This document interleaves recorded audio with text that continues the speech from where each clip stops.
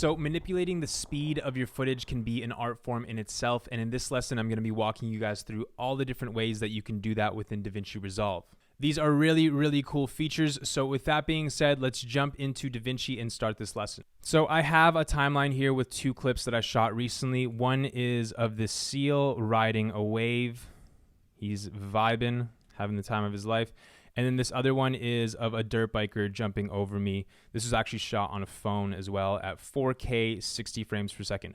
Both of these clips were shot at 4K 60 frames per second. So I'm just going to zoom in and focus on this first clip right here. So both of these clips are currently playing at 100% speed, so they are real time.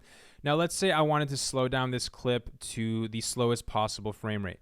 What I can do is first make sure that I know what frame rate this was shot at. So I can hit P, and it shows me that this was shot at 59.94. P is just the Ravenclaw shortcut for clip attributes. You can also just right click and select clip attributes wherever that is right there. So because this clip was shot at 60 frames per second, we know that the maximum percentage we can slow this down by is 40%. So let's press R on the keyboard to access the change clip speed window here, and we can change the speed here to 40%. We can also change the frame rate that we wanted to play back at here. And what I always do is make sure that ripple sequence is selected. This will basically allow us to see the full length of the clip, and it won't get cut off by the clip next to it. So I'll just select that, change, and we can see that it expanded the clip because it slowed it down. It's going to be longer in length, but it also pushed the next clip over to the right as well. Let's just see what would happen if we don't have ripple sequence selected. So let's just change this to 40%. Click OK. And now the clip stayed the same length, and that's because we didn't have ripple sequence selected. So I'm just going to Command Z. We can press R again, make sure ripple is selected, and change just like that. Now we are playing back the clip at 40%. Let's play it back. And this looks good.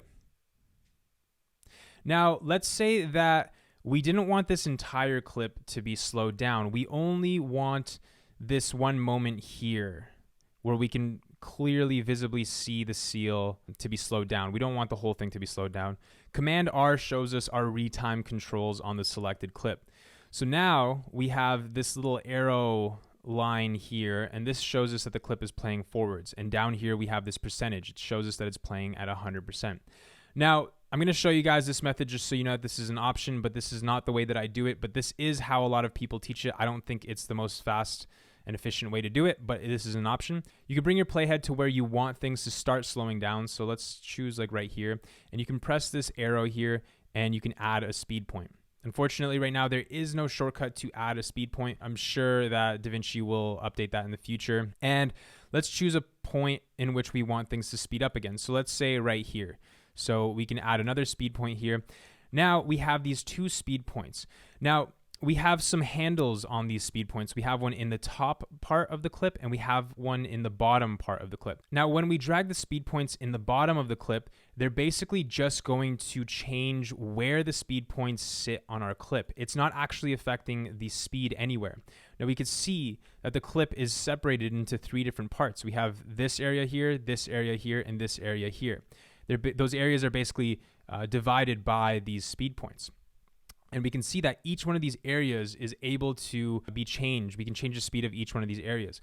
So let's say we wanted to change the speed in between these two speed points here. I can click the drop down here, change speed. I can select 25%. Now we can see we're at 100% here. Then we go to 25%. Then we go to 100%. If we play this, it's going to be abrupt. It's going to be choppy because we're slowing it down below 40%. We're skipping frames. We're missing some frames. It's slowing it down below 24 frames per second, so it doesn't look smooth. Now, I'm just going to hit Command Z on that.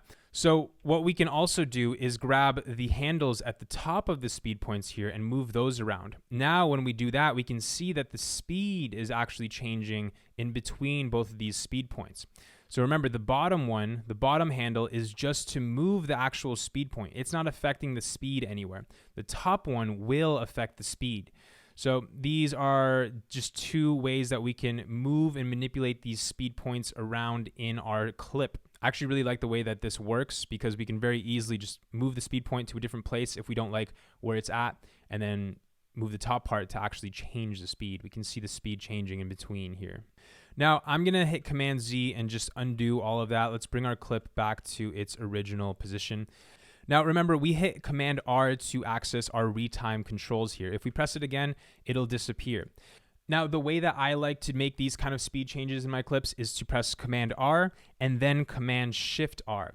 This brings us the curve editor down here, and we have retime frame selected.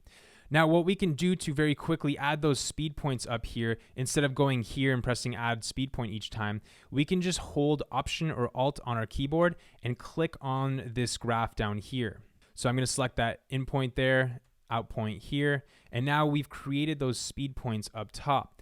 And now, just like before, we can make that change however we want. We can move the speed points, we can change the speed between the speed points, and now we're going 100% to 40% back to 100%.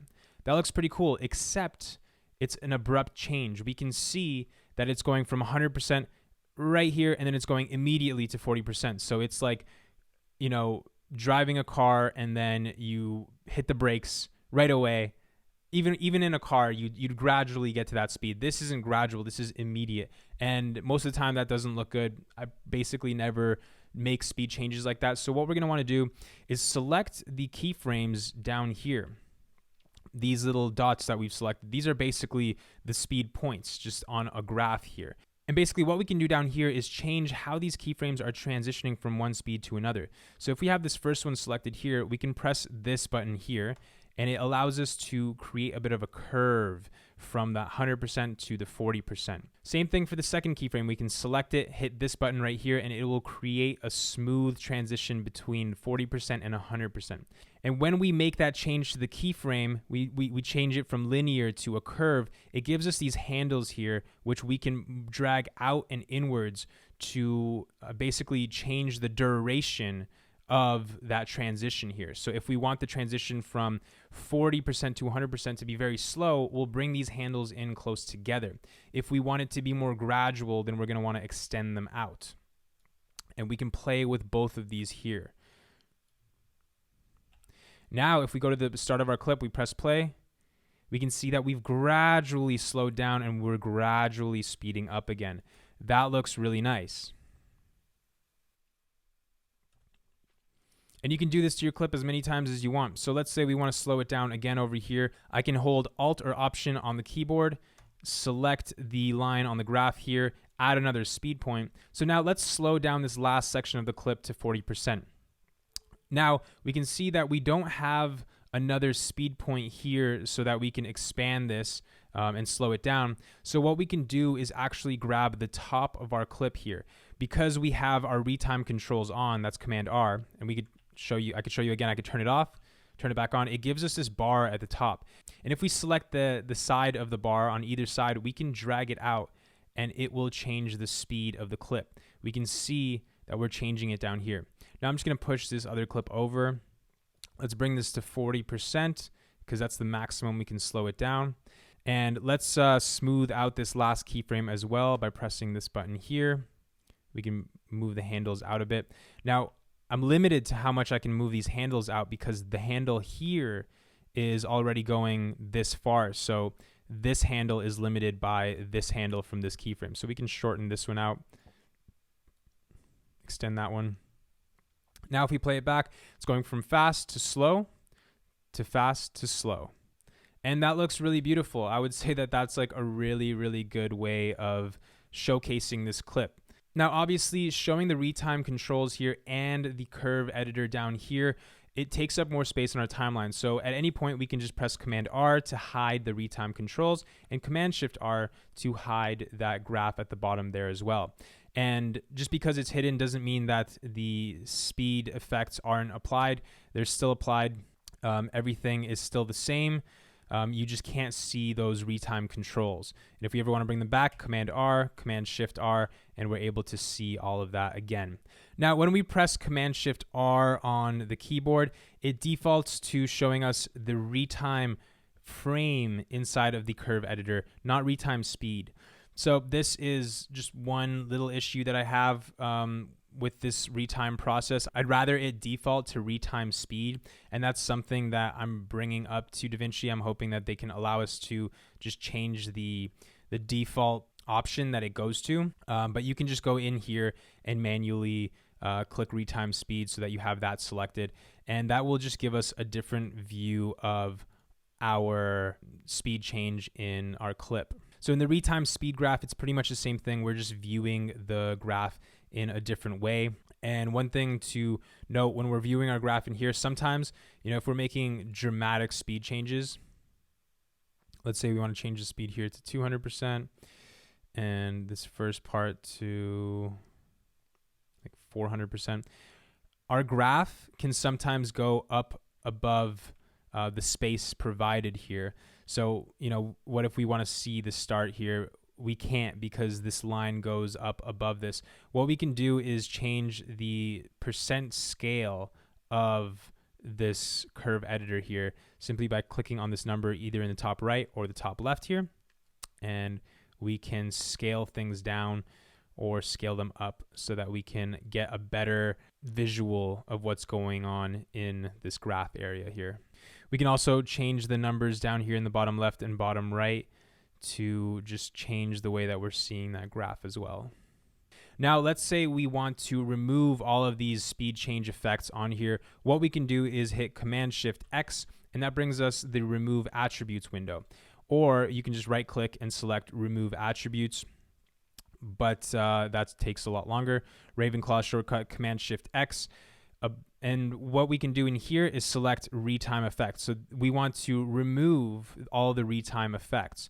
So we can make sure that that's selected.